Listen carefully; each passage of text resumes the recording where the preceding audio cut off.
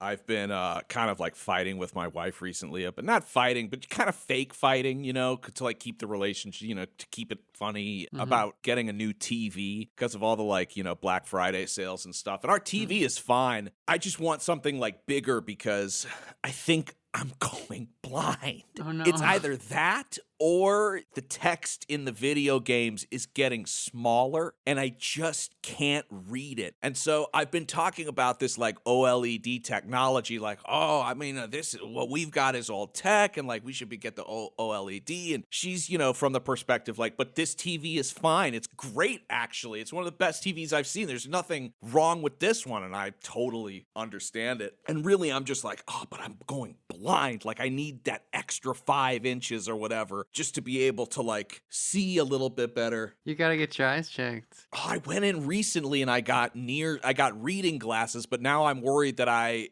should go in again. You have the dual ones for old people where it's like half of it's far, half of it's near. They, the guy at Lens Crafters, I'm sorry to plug a company, but that's where I went.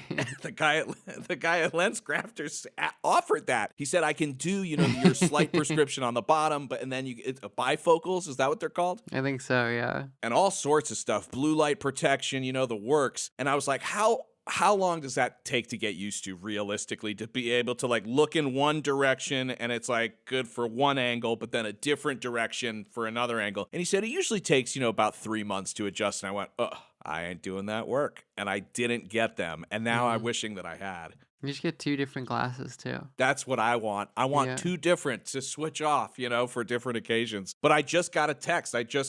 From her as I was about to go, if you're hearing that, to do the beginning. And she says, you can go ahead and get the TV. And it's because she's staying with friends and they have the OLED. And so she's seen the light. Perfect. And so I've got green light for, the Christmas present to myself, the Hanukkah present to myself in this case. So let's go.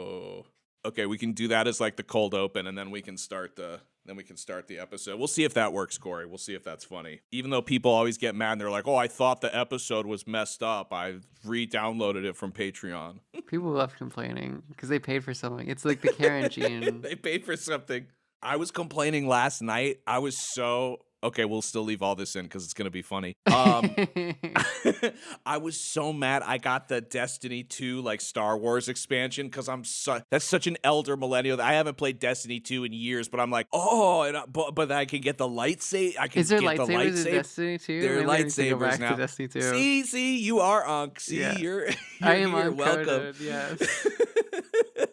And last night I was being so mad because I couldn't figure out like how to go anywhere. And I was like, this is where the technology is like passed me by. Like I can't figure out how to join up with another person. And like the mission is too hard. I'm getting killed on my own, but I can't figure out how to like invite another person. I did this like looking for group thing and it found 2 guys and they were yelling at me in the chat. They were like, start the quest. And I couldn't. And I was so mad. I was like ready to write Bungie a letter being like, you gotta make it easier to like use your products. Yeah, it's always intimidating with those MMOs where it's like there's a guy who's just like he's been playing for like 12 hours a day and he has like a dedicated bucket for when he has to when nature calls, he's just grinding and they expect you to be as good as they are. And it's like I'm just figuring this out, man. I couldn't even figure out how to like equip an ability. It was like a menu within a menu within a menu. I was just like menu within UI, within HUD, within like lobby, within social space, within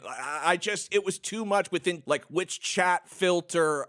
Like there's only so much that I can do, and I started to feel like maybe games were like starting to phase me out. Yes, you're getting unked out of the competitive multiplayer stuff.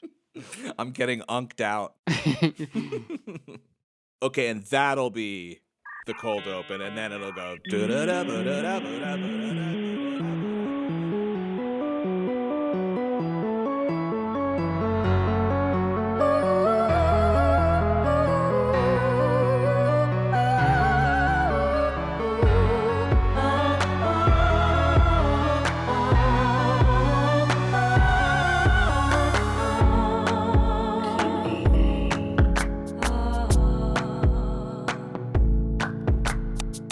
Hearing this, Well done. You found a way to connect to the internet. Welcome to the QAA Podcast Premium Episode 315, Alien Ant Farms and Space Communists. As always, we are your hosts, Jake Rakitansky, Liv Akar, and Travis View.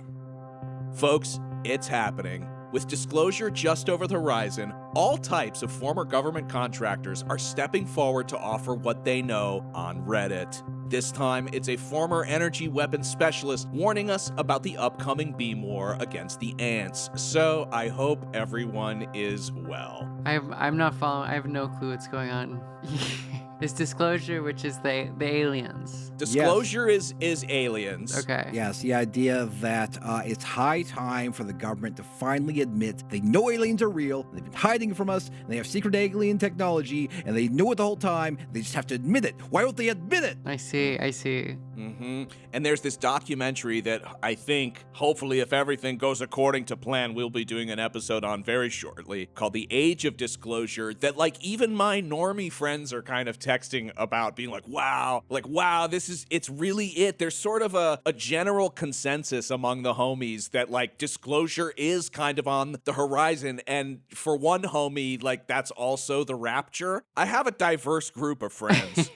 I feel like aliens are like the safest kind of edgy conspiracy theory. It's like this safe, edgy equivalent of when people like are racist towards Italians. Yeah. Where it's like, well, no, this is the easiest way to do conspiracies without people being mad at you. Because it's like, well, that'd be cool, I guess, is if aliens were real. And it's not quite like flat Earth, which is like ridiculous. Like it's kind of mystical and like, I mean, maybe. Yeah, there's no fighting in that group chat, oddly enough. There are no arguments. It's just kind of a yes-anding and like wows and a couple like, sort of eye-open emojis. Mm-hmm. And it's like, it is kind of quaint to say like, it's like the government is corrupt and they're covering up the truth. It's like, we're really about what? About how aliens are real. It's like, oh, that's actually kind of nice. Of all the things that they could be corrupt about. That one's not so bad.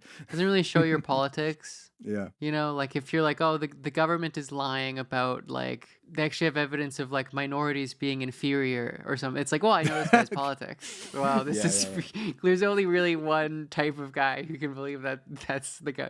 I think the government could one, know, and then two, lie about. But aliens, it's like, I don't know. Yeah, maybe. Okay. There's so many conspiracy theories that like a family member or friend could bring up that would immediately tell you what their politics are. But aliens, I know both. I know both on political sides of the spectrum. So anyways, yes, this came from that same that same group chat where I was asked to check out this Reddit post. And at first I was like, oh man, this is like, but then I saw how many upvotes it had, and there was like all of these comments, and it was 7,000 words. So I was like, oh, we kind of got to do an episode on this. And it basically alleges that space communism is real and that is the real cover up. True. I agree now. See, look, it can be, as I said, it could be very far left, very far right. It's hard to. Jay Possedas was a weird like Trotskyist, I think, who's Argentinian, and he thought that aliens were real, and it was a part of his plan for communism, as far as I remember. Yeah. This is like that. So this is, I know there's some people on the Patreon. Well, I know there's one person on the Patreon that I'm hyper focused on, who's like tired of Jake like premium content, and like we listen, we read all the comments. We're gonna try to switch it up, but like today is not that day. Today is story time with Jake, and we're gonna go deep into space communism, the ant aliens, and the alleged Reddit whistleblower that is finally emerging from the shadows to tell us all about it.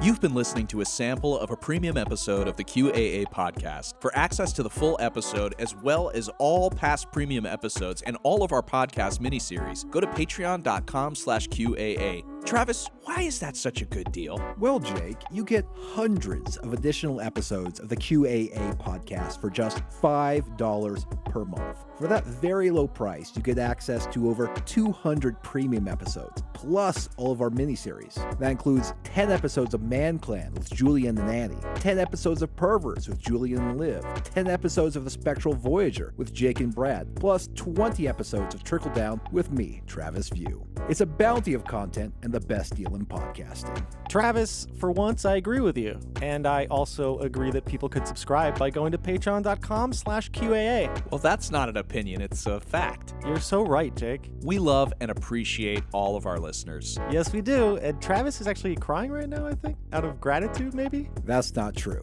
The part about me crying, not me being grateful. I'm very grateful.